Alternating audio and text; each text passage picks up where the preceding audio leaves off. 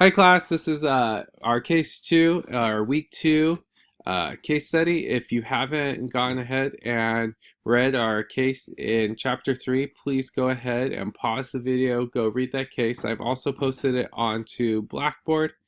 If you need to review that case, pause now and resume the video. All right, so I'm going to go ahead and lower some of the questions that is in the report. There's a lot of reading this week, and I wanted to make sure that uh, that you're not spending too much time on the case study. I want you to read and understand and do well on the quizzes as well. So let's get started in our first question. So our first question is, what effect does expansion have on sales? After tax operating income, net operating working capital, and net income. All right. Every company is going to try to expand. If you think about this and you go to a very basic lemonade stand, kids start selling lemonade, and then they decide to say, hey, extra ice is an extra quarter. So that's somewhat of an expansion in there. And then they start to sell fruit sticks, and then they start to sell cookies. They're doing something in order to increase their sales, to be more productive. So in finance, what we're looking for is companies that we're trying to do is we're trying to increase sales all the time or maximize our productivity. By maximizing our productivity, it helps us to be more productive and more profitable. So as sales increased here by 2.5 million, a little bit more than 2.5 million, we look at that and we go into our earnings before interest and tax, and we minus that out of our tax rate. Because if you think about this and you keep adding jobs, yes, you'll be making more money,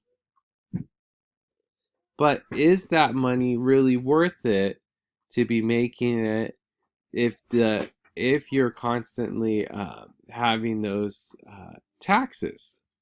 Okay, so what you have to look at it is it worth adding this additional headache or this additional chore or just additional productivity to it so that you can find out if it's profitable or not for you. So in this case, what you're going to do is you're going to see that sales increase. That's great. And then we're going to look at the operating income. Well, the operating income, what we looked at is that income to in there is at 78,000, and then our operating income with that at $114,257. Now, in question 2, it asks us, what effect does the company's expansion have on free cash flow? So free cash flow is basically how much money we have to operate in a company.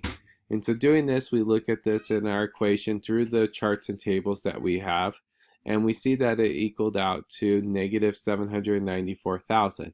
Well, yeah, if you think about this, if you went and you had one person go to college and you had one person not go to college, at the very beginning, they'll probably have a negative cash flow because they had to pay out for books, gas, things, tuition, but hopefully that negative cash flow turns into a positive cash flow in increased years. So as the person that didn't go to college, they won't be able to maximize or be as productive because they won't be able to get the hiring opportunities that someone that did go to college.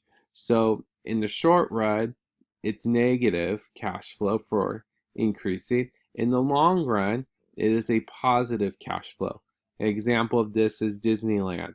They bought Star Wars for $2 billion or some large number in there. And what they're saying is that's negative cash flow that they spent. But they're hoping over 40, 50 years that what I read was that Star Wars will provide Disney $1 trillion. So this $2 billion investment, which seems like so much, is actually going to provide them cash flows in the trillions. And so that's the part of expansion. So Disney expands into Star Wars. This company here expands in here and has a negative cash flow in the first year. So let's say that we purchase the materials on 30-day terms, meaning that's supposed to pay for a purchase within 30 days of receipt. Judging from its 2018 balance sheet, do you think the supplier pays on time? And this is a tough one. It includes what problems might occur for suppliers aren't paying on time. Well, we can kind of see that suppliers, if you're not paid on time, it's going to be a bad thing. They're not going to want to do business with you. The second thing here is that it doesn't look like they're paying their suppliers on time, judging from the fact that its accounts payable balance increased by 260% from the past year, while sales only increased by 76%. So company records would show if it paid suppliers on time, but not paying suppliers on time is straining a relationship. And this is actually why Toys R Us went bankrupt. It wasn't that Toys R Us wasn't profitable. Toys R Us just accrued so much debt that it wasn't paying its suppliers, the toys, that they went to bankruptcy court to wipe away some of that debt because they weren't able to pay them back anymore, these large amounts of money. And the bankruptcy court said, no, you have to dissolve, and now you're going to have to pay back those suppliers by dissolving. So that's something that comes in. So let's look at how they spend this money for labor, material, and fixed assets to make products and spends still more money to sell those products. Then the firm makes sales and results in receivables, which eventually results in cash inflows. Does it appear that it exceeds its cost per unit sold? It does not appear this way because the sales price exceeds its cost per unit sold indicated in the income statement, but the company is spending more cash than it's taking in, and it has to watch that. There is a balance that they have to make. So a lot of companies need to make sure that they are doing a good job and staying in their means. But also during the expansion time, sometimes they have opportunities that they'll have to go into debt, going back to that college part, going into debt, and so that they can pay it over a longer period of time. So maybe we're just seeing this period in the strategy of it to only happen in this short period of time. And then eventually they'll go in and have more of a lucrative business. All right, let's look at the last question here that we'll do on this case study. So let's suppose that the managers told the sales staff to start offering 60-day credit terms rather than 30-day terms. Offering so sales remain consistent. What effects would have on cash account? How would the cash account be affected if the sales doubled as a result of the credit policy change? So if you ever look at this and you see, well, how did credit terms change sales? Think about the automobile industry. Years ago, the automobile industry was a 4-year, 3-year term on a car. Well, then eventually, probably in the early 2000s, late 1990s, they moved to a 5-year term.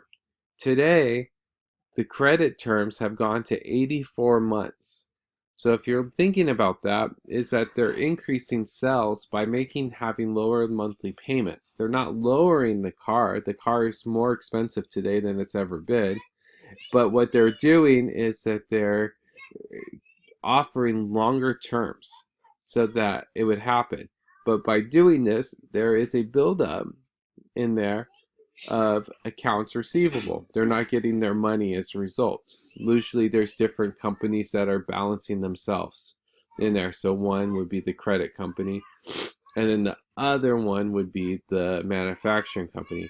But because collections would slow, accounts payable will build up too.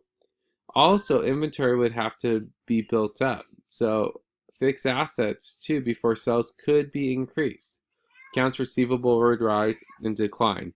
So a lot of times here, is that you're looking at an expansion, offering the product to be cheaper or more accessible to people, results in there being a built up of fixed assets that need to be there.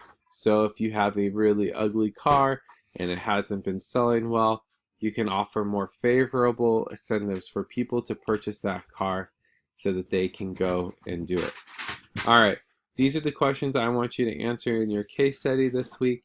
Go ahead and email me or give me a call if you have any questions or concerns. Have a good week.